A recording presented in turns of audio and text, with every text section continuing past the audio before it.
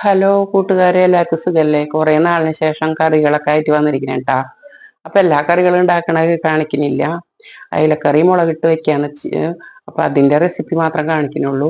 പിന്നെ മണങ്ങും നന്തരും കിട്ടിയിട്ടുണ്ട്, അത് തേച്ച് വെക്കാണ് പൊരിക്കാനായിട്ട്. പിന്നെ നമ്മളെ വീട്ടിൽ തന്നെ ചീര ഉണ്ടായിരുന്നു, അത് ഉപ്പേരി ഉണ്ടാക്കുന്നുണ്ട്. അപ്പൊ കുറെ ദിവസത്തിന് ശേഷം ഇത്രയും കറികളൊക്കെ ഉണ്ടാക്കുന്നത്.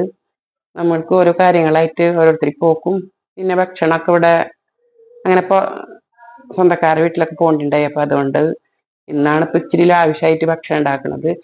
അപ്പൊ ഞാന് മുളക് കറിക്ക് ഉള്ളിക്ക് പകരം സവാളാണ് ചേർക്കുന്നത്. സവാളയും പച്ചമുളകും വഴന്ന് വന്നതിന് ശേഷം മല്ലിപ്പൊടി ചേർത്തിട്ടുള്ള കറി ഉണ്ടാക്കുന്നത്.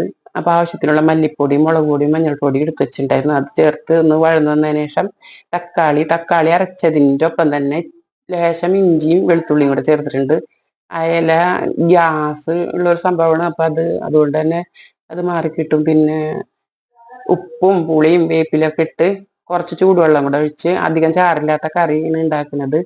പിന്നെ അതിൻ്റെ ഒപ്പം തന്നെ ബീട്രൂട്ട് ഉപ്പേരിയും കൂടെ ഉണ്ടാക്കുന്നുണ്ട് കേട്ടോ.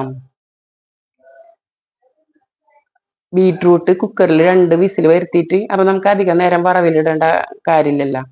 പിന്നെ ഞാൻ വീഡിയോ ഇടാഞ്ഞത് ഇത്താത്താക്ക് ഇങ്ങനെ വയ്യാണ്ടൊക്കെ എടുക്കായിരുന്നു. ഇത്താത്ത ഞങ്ങളെ വിട്ടു പോയി. അപ്പൊ 2-3 സബ്സ്ക്രൈബർമാര് നമ്മളെ വിട്ടു പോയി, അവര് വീണ്ടും തിരിച്ചു വരുമെന്ന് വിചാരിക്കുന്നു. അപ്പൊ നല്ല ഫ്രഷ് ആയില്ലായിരുന്നു. അപ്പൊ അത് മുഴുവനായിട്ട് കറി വെക്കുന്നില്ല, 2 എടുത്ത് വെക്കുന്നുണ്ട്. അപ്പൊ നിങ്ങൾക്ക് എൻ്റെ വീഡിയോ ഇഷ്ടമാണെങ്കിൽ സപ്പോർട്ട് ചെയ്യുക, വീണ്ടും വീണ്ടും സപ്പോർട്ട് ചെയ്യുക, ലൈക്ക് ചെയ്യുക, ഷെയർ ചെയ്യുക. ഇതൊക്കെയാണ് വിശേഷങ്ങള്.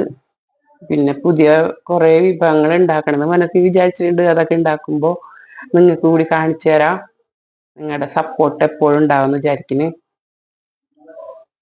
അപ്പൊ ഇനി മീനും വറുത്ത് ബീട്രൂട്ട് ഉപ്പേരിയും കൂടെ ഉണ്ടാക്കി കഴിഞ്ഞാൽ നമ്മളെ ഇന്നത്തെ ഉച്ചക്കലത്തെ കറി ജോലികളൊക്കെ തീരും. ചോറ് കുറച്ച് തിളപ്പിക്കാനുണ്ട്, അതും കൂടെ വെച്ചിട്ടുണ്ട്.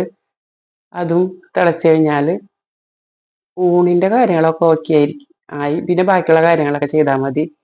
അപ്പൊ ഇഷ്ടപ്പെട്ടിട്ടുണ്ടെങ്കിൽ ഞാൻ ഉണ്ടാക്കുന്ന കറികളെല്ലാം ഉണ്ടാക്കാറുണ്ടെങ്കിൽ അത് കമന്റ് ചെയ്യണം. ഇതിനേക്കാൾ നല്ല കറികൾ ഉണ്ടാക്കുന്നവർ നിങ്ങൾ. എങ്കിലും ആരെങ്കിലും ഒരാള് ഞാൻ ചെയ്യുന്ന പോലെ ചെയ്യുന്നുണ്ടെങ്കിൽ കമന്റ് ചെയ്യുക. ഇനി മറ്റൊരു വീഡിയോ ആയിട്ട് വരാം, ഇൻഷാ അല്ലാ.